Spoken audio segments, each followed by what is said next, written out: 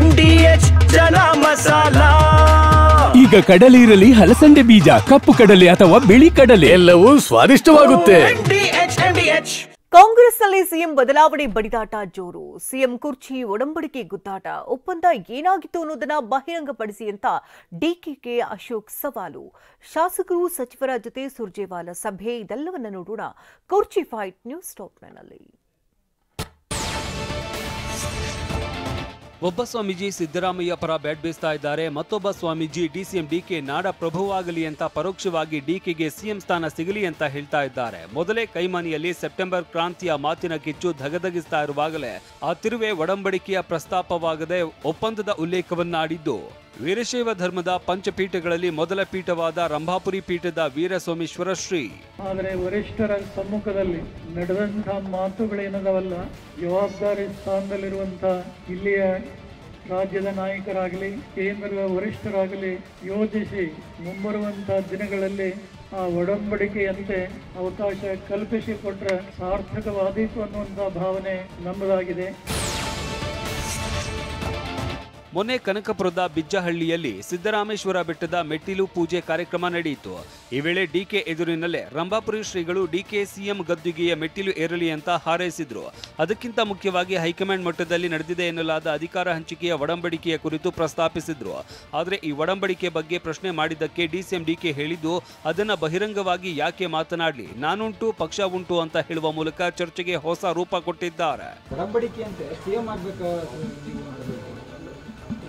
ನಾನು ಯಾಕೆ ಮಾತಾಡಲಿ, ಅದನ್ನ ಪಬ್ಲಿಕ್ ಅಲ್ಲಿ ಮಾತಾಡೋದಲ್ಲ. ನಾನುಂಟು, ನಮ್ಮ ಪಕ್ಷ ಉಂಟು, ನಾವೆಲ್ಲ ಒಟ್ಟಿಗೆ ಪಕ್ಷದಲ್ಲಿ ಕೆಲಸ ಮಾಡ್ತೇವೆ. ಇಲ್ಲಿ ನಾನುಂಟು ಪಕ್ಷ ಉಂಟು ಅಂತ ಹೇಳಿರುವ ಡಿಕೆ ಒಡಂಬಡಿಕೆ ಆಗಿದೆ ಅಂತ ಸ್ಪಷ್ಟವಾಗಿ ಹೇಳದೆ ಶ್ರೀಗಳ ಒಡಂಬಡಿಕೆಯ ಮಾತನ್ನು ನಿರಾಕರಿಸದೆ ಸೂಕ್ಷ್ಮವಾಗಿ ಮಾತನಾಡಿದ್ದಾರೆ. ಆದರೆ ಇದನ್ನ ಬಹಿರಂಗಪಡಿಸುವಂತೆ ವಿಪಕ್ಷ ನಾಯಕ ಆರ್ ಅಶೋಕ್ ಸವಾಲು ಹಾಕಿದ್ದಾರೆ. ಇದೆಲ್ಲ ಮ್ಯಾಚ್ ಫಿಕ್ಸಿಂಗ್ ಅಂತ ಲೇವಡಿ ಮಾಡಿದ್ದಾರೆ. ಕಾಂಗ್ರೆಸ್ ಅಧ್ಯಕ್ಷರು ಒಂದ್ ಕಡೆ ನೋಟಿಸ್ ಕೊಡ್ತಾರೆ, ಇನ್ನೊಂದ್ ಕಡೆ ಅಭಿಮಾನದಿಂದ ಹೇಳಿದ್ದಾರೆ ನಾನು ಮುಖ್ಯಮಂತ್ರಿ ಆಗಲಿ ಅಂತ. ಅಂದ್ರೆ ಅರ್ಥ ಆಯ್ತಲ್ಲ, ಇದೆಲ್ಲ ಮ್ಯಾಚ್ ಫಿಕ್ಸಿಂಗ್ ರೀ. 2.5 ವರ್ಷ ಮ್ಯಾಚ್ ಫಿಕ್ಸಿಂಗ್. ಬಿಜೆಪಿ ನಾಯಕರ ಇಂತಹ ಕಟು ಟೀಕೆಯ ಮಧ್ಯೆ ಕಾಂಗ್ರೆಸ್ ನಾಯಕರು ಅವರಿಗೆ ಅರ್ಥವಾದ ರೀತಿಯಲ್ಲಿ ಒಡಂಬಡಿಕೆಯ ಹೇಳಿಕೆಯ ಕುರಿತು ಪ್ರತಿಕ್ರಿಯೆ ನೀಡಿದ್ದಾರೆ.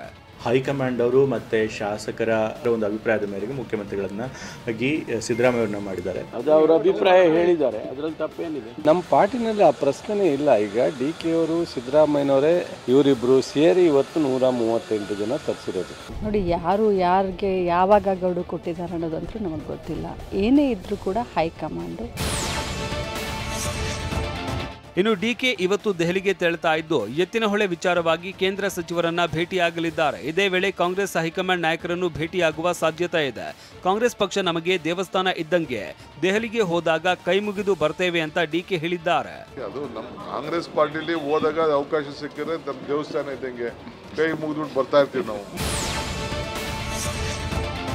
ಇತ್ತ ರಾಜ್ಯಕ್ಕೆ ಮತ್ತೆ ಬಂದಿರುವ ಉಸ್ತುವಾರಿ ಸುರ್ಜೇವಾಲಾ ಶಾಸಕರ ಜೊತೆ 2ನೇ ಸುತ್ತಿನ ಮಾತುಕತೆ ನಡೆಸಿದ್ರು. ಕೆಪಿಸಿಸಿ ಕಚೇರಿಯಲ್ಲಿ ನಡೆದ ಸಭೆಯಲ್ಲಿ ಶಾಸಕರು ಸಚಿವರು ಜೊತೆ 1-to-1 ಸಭೆ ನಡೆಸಿದ್ದಾರೆ.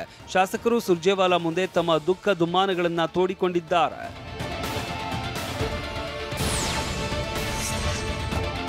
ಇಷ್ಟೆಲ್ಲ ನಡೀತಾ ಇರುವಾಗಲೇ ಗದಗ ಜಿಲ್ಲೆ ರೋಣ ತಾಲೂಕಿನ ಕೌಜಗೇರಿ ಗ್ರಾಮದಲ್ಲಿ ಮೊಹರಂ ಆಚರಣೆ ವೇಳೆ ಅಲಿ ದೇವರು ಸಿದ್ದರಾಮಯ್ಯ ಪರ ದೈವ ವಾಣಿ ಹೇಳಿದೆ. ಹಾಲು ಕೊಟ್ಟರೂ ಹಾಲು ಮತ ಕೆಡಂಗಿಲ್ಲ, ಹಾಲು ಮತದವರ ಕೈಯಲ್ಲಿ ಅಧಿಕಾರವನ್ನ ಕೊಟ್ಟಿದ್ದೀರಿ, ಅದನ್ನ ಬದಲಿಸೋದು ಸುಲಭ ಅಲ್ಲ, ಬಹಳ ಕಠಿಣ ಇದೆ ಅಂತ ದೈವವಾಣಿ ನುಡಿದಿದೆ. ಹಾಲು ಕೆಟ್ಟರು ಹಾಲು ಮತ ಕೆಡಂಗಿಲ್ಲ, ಅಂತಾರ ಕೈಯಾಗ ಅಧಿಕಾರ ಸಿಕ್ಕೈತಿ, ಕೊಟ್ಟಿರಿ ನೀವು, ಅದನ್ನ ಬದಲಿ ಮಾಡೋದು ಅಷ್ಟು ಸುಲಭ ಅಲ್ಲ.